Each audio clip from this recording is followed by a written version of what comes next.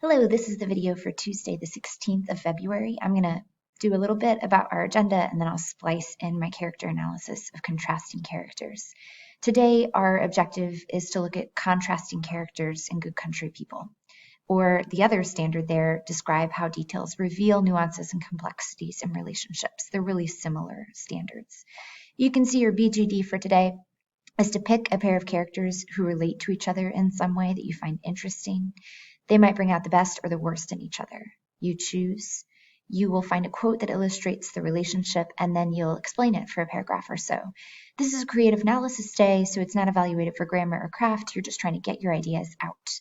And in that spirit, for today's agenda, there will be an opportunity to move into small group discussion of your BGD topic for a while before you write about it. Of course, it's your prerogative. I'll put you in groups based on the choices you made yesterday. So if you've indicated that you really would rather work independently, I'll still put you in a breakout room, but you'll find that that can be a really good time for you to just work on your BGD. All right, so that's what we did today. Okay, so this is the character analysis of Good Country People with a focus on contrasting characters. I'll take us through a series of steps, including my evaluation and model of one of those characters. So we started with an icebreaker. I won't do that here, but our focus for today is about relationships. What makes for a good relationship, a healthy one? Of course, in this story, we have the opposite. The objectives at hand are to look at what contrasting characters do to each other. So what is their function? And then describe how textual details, which always means words in the text, reveal nuances and complexities in characters' relationships with one another. So we're looking below the surface. A reminder, ways to find out about character.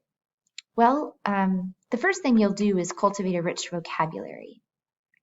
That will help you describe character. So what you're seeking there are words, synonyms, adjectives that will give you a hold on character. Where can you find this? Where the sources in the text to come up with those descriptions? You're always looking at the narrator's description of character, which could be indirect or direct. You are looking at what other characters say about the character or how they treat each other. And then you're looking at the character themselves, their actions, thoughts, and dialogue. So the three main sources for you to find out what characterization is of a particular person. We're looking really at that second one, how characters relate to one another, what they say about one another. So the contrasting characters and relationships. That in Good Country People is a very negative space. I wrote in the grammar battle yesterday, there are no healthy relationships in this story. Why? So we took up this question for a minute. Do you agree or disagree with this, first of all, because this is my judgment? What makes for a healthy relationship, and how is it that these characters in this story are not healthy in the way they relate to one another? So I'm using the word healthy here to mean a connection that's authentic and a connection that is around or centered on the idea of growth and self-discovery. In our models, we find there is not much of that. So contrasting characters reveal perspective and innate qualities that are otherwise not obvious. In literature, we call this a foil. One character acts as a foil to another, reflecting qualities back at them or at the reader at us. My mnemonic device is think of shiny aluminum foil. It's reflective. Characters will do this to each other. And it's how we can see the perspective and the innate qualities of some of the characters in this story are truly locked in place. They're static, unmoving.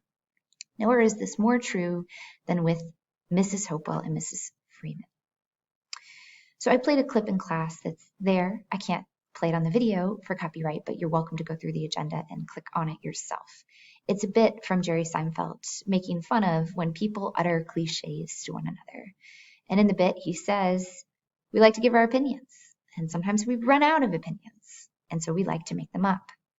Sometimes people might say to you, it is what it is. Anytime you use the word twice in a sentence, you feel like you've said something profound. Business is business. A deal's a deal. Those meaningless statements have a way of making a person feel like they're saying something. And that is what we see with Mrs. Freeman and Mrs. Hopewell. air words that fill a room with meaningless sounds. So here is a little excerpt of that from the story. When Mrs. Hopewell said to her, after they had been on the place for a while, "You know, you're the wheel behind the wheel," and winked, Mrs. Freeman had said, "I know it. I've always been quick. It is some that are quicker than others." "Everybody is different," Mrs. Hopewell said. "Yes, most people is," said Mrs. Freeman. "It takes all kinds to make the world," said Mrs. Hopewell. I always said it did myself," said Mrs. Freeman. So you have this back and forth that actually is saying nothing at all. It's a collection of cliches, a collection of self-validating cliches. "I always said so myself.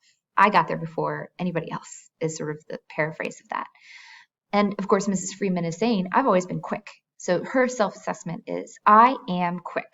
I am this good thing." And rather than challenge her on the point, Mrs. Hopewell is there to affirm it.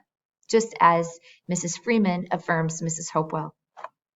"Everybody is different," Mrs. Hopewell says, in one of her classic sort of non-isms. And Mrs. Freeman said, "Yes, most people is."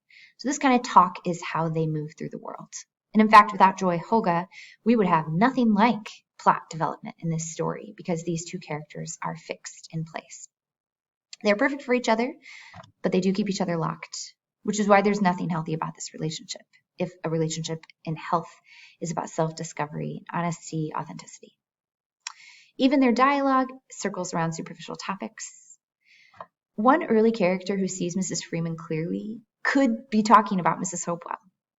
He doesn't know her, but when Mrs. Hopewell calls for a reference on Mrs. Freeman, this person says, "She's got to be into everything. If she don't get there before the dust settles, you can bet she's dead, that's all. She'll want to know all your business." Mrs. Hopewell is the same way. Mrs. Freeman brings us in and out of the story, so she is our frame. Often in literature, this is used to illustrate some sort of complexity.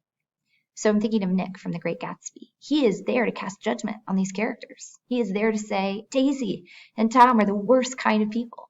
I've never met anyone as great as Gatsby. He is our judge. Mrs. Hopewell needs to be judged.